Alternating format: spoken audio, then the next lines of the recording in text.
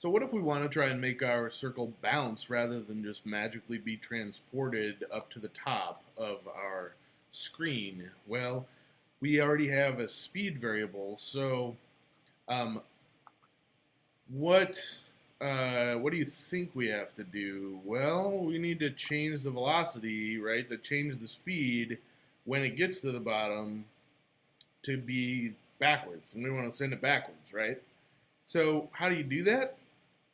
Well, instead of setting the position of the ball, circle the y position, let's just change the y speed to negative y speed. So this will just flip the value. So it'll bounce once. Okay?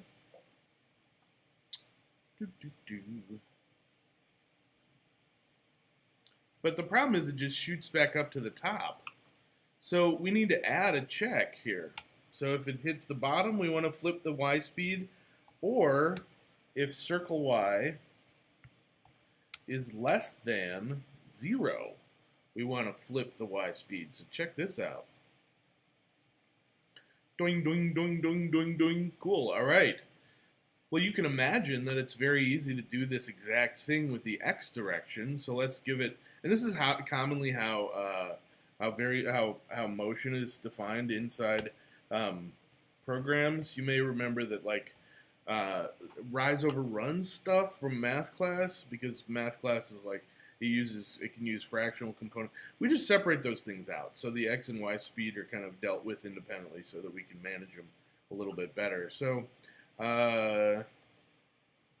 let's do this exact thing, but with x speed now.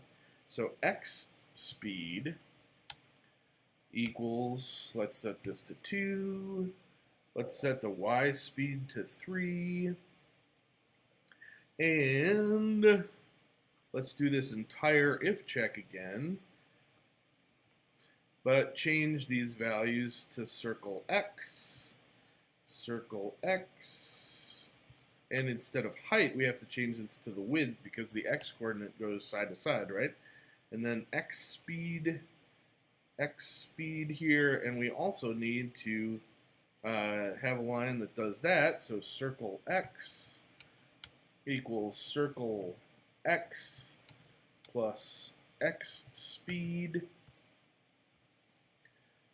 and I think that this is going to work. So let's see what this does. I might have to go back and change some things, but I think it'll work. Yeah, and now we have a bouncing ball. That's kind of cool.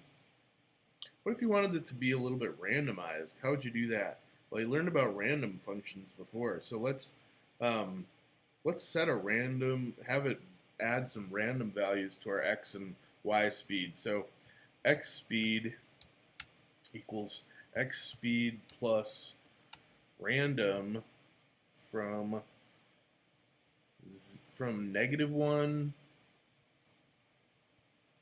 to 1. And I'm going to do this for the y speed also.